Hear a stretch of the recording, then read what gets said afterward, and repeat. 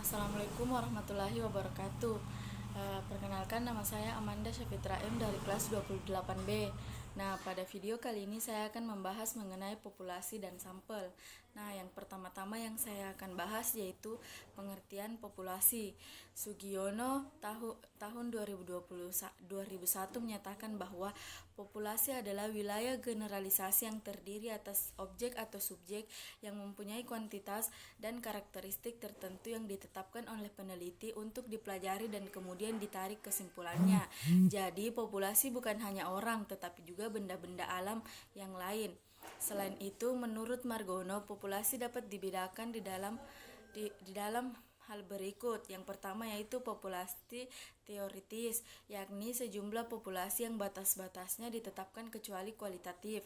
Kemudian, agar hasil penelitian berlaku juga bagi populasi yang lebih luas, maka ditetapkan terdiri dari guru berumur 25 tahun sampai dengan 40 tahun, program S1, jalur skripsi, dan lain-lain. Yang kedua yaitu populasi yang tersedia, yakni sejumlah populasi yang secara kuantitatif dapat dinyatakan dengan tegas. Misalnya, guru sebanyak 250 di Kota Bandung terdiri dari guru yang memiliki karakteristik yang telah ditetapkan dalam populasi teoritis. Margono 2004 menyatakan bahwa persoalan populasi peneliti harus dibedakan ke dalam sifat-sifat berikut, yakni populasi yang bersifat homogen, yaitu populasi yang unsur-unsurnya memiliki sifat yang sama sehingga tidak perlu dipersoalkan jumlahnya secara kuantitatif. Misalnya, seseorang dokter yang akan melihat golongan darah seseorang, maka ia cukup mengambil setetes darahnya saja. Dokter itu tidak perlu satu botol, sebab setetes dan sebotol darah hasilnya akan sama. Selanjutnya itu populasi yang bersifat heterogen, yakni populasi yang unsur-unsurnya memiliki sifat atau keadaan yang bervariasi sehingga perlu ditetapkan batas-batasnya baik secara kualitatif maupun secara kuantitatif.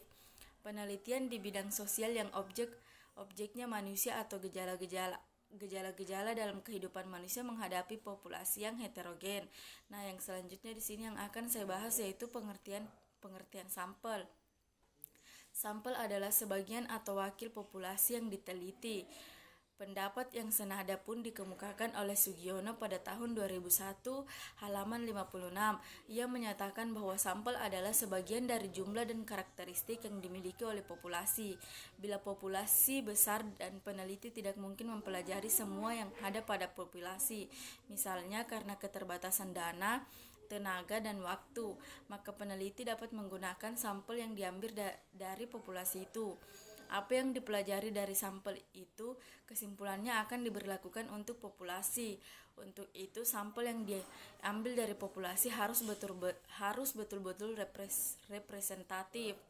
Penggunaan sampel dalam kegiatan penelitian dilakukan dengan berbagai alasan. Nawawi Margono pada tahun 2004 mengungkapkan beberapa alasan tersebut, yaitu yang pertama ukuran populasi, yang kedua masalah biaya, yang ketiga masalah waktu, yang keempat percobaan yang sifatnya merusak, yang kelima masalah ketelitian, dan yang terakhir yaitu masalah ekonomis. Selanjutnya teknik sampling.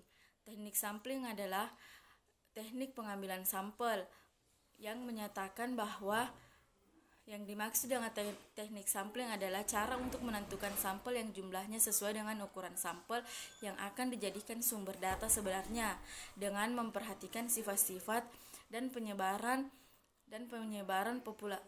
populasi agar diperoleh sampel yang representatif.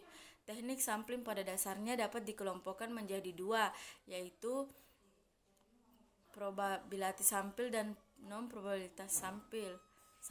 Nah, yang pertama yaitu probability sampling.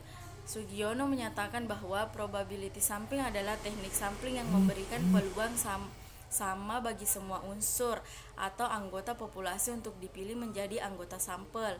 Yang kedua yaitu non-probability sampling.